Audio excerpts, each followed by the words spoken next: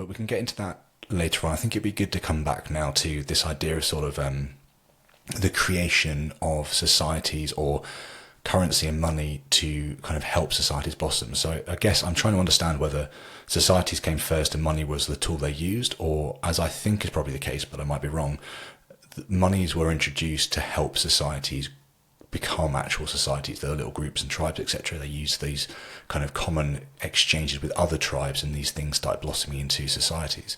I don't know, but obviously money is fundamental to how we live and work, and I feel like it must have started somehow, but I'm trying to work out, it's a little chicken and egg problem, which came first. I don't know if you can shed any light on that. This is a vexing topic for anthropologists of money, and there's a selection effect that is in effect when studying the relevant evidence. And here's my take on how that goes. Money is a social technology. It allows us, or it consists in coordinating. So you and I want to trade. You have coconuts, I have bananas. I want your coconuts, but you don't want my bananas.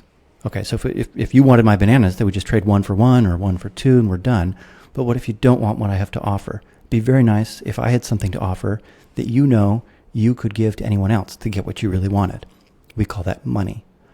In order for money to fill that role, though, we have to coordinate, and not all, but at least enough of us select the same thing to use as our medium of exchange. So that third party needs to, like you and I, be using the same thing as money. So let's say it's shells.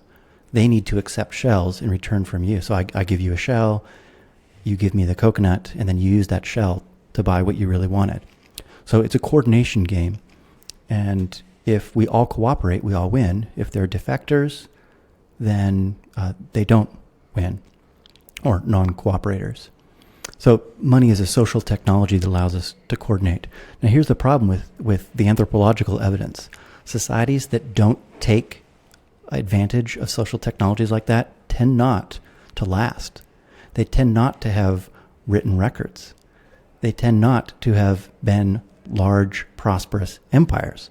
And so whatever evidence there may have been of what they were like disappears quickly because there's such a strong comparative advantage. So consider, maybe this is an analogy, human beings or proto-humans, early primate, somewhere in between other primates and humans in our evolutionary history, who couldn't speak. What will we know about their social organization compared to the ones who could speak, much less those who could write? Not much.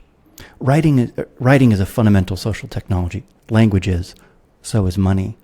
But this confounds the anthropology and the history of money in some pretty important ways. Not always easy for people to spot the way this works, but there's a kind of evidential filtering, at least in my view.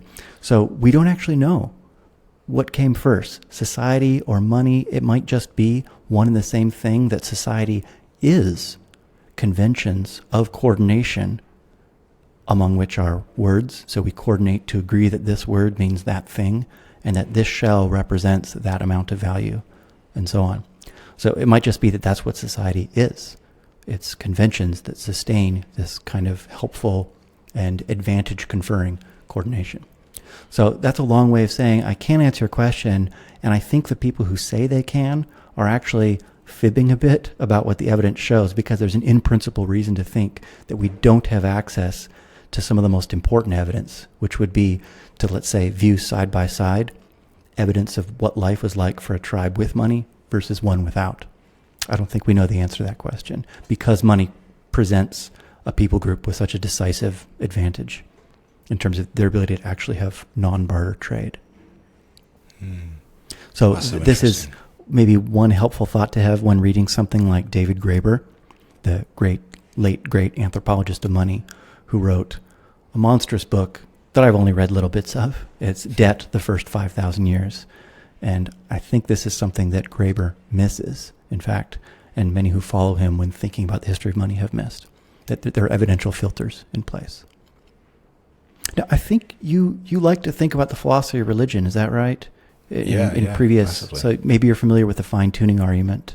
I am indeed, There are evidential filters in play there that are in effect when thinking about the firing squad case. Perhaps you remember that from fine-tuning discussions you've had. Is it worth sketching it for the listener? So the fine-tuning Oh, no, case. it's just a random connection that I thought you might find useful. If anybody's interested, you can look up things like the anthropic principle. And these evidential filters are in place in many different areas. And if you don't notice them, it's really easy to start making bold conclusions on the basis of evidence that isn't there. But the fact that the evidence isn't there is actually predicted by a very different hypothesis. So you need to be careful with this. You can tell maybe this is like a pet peeve of mine when thinking about this stuff.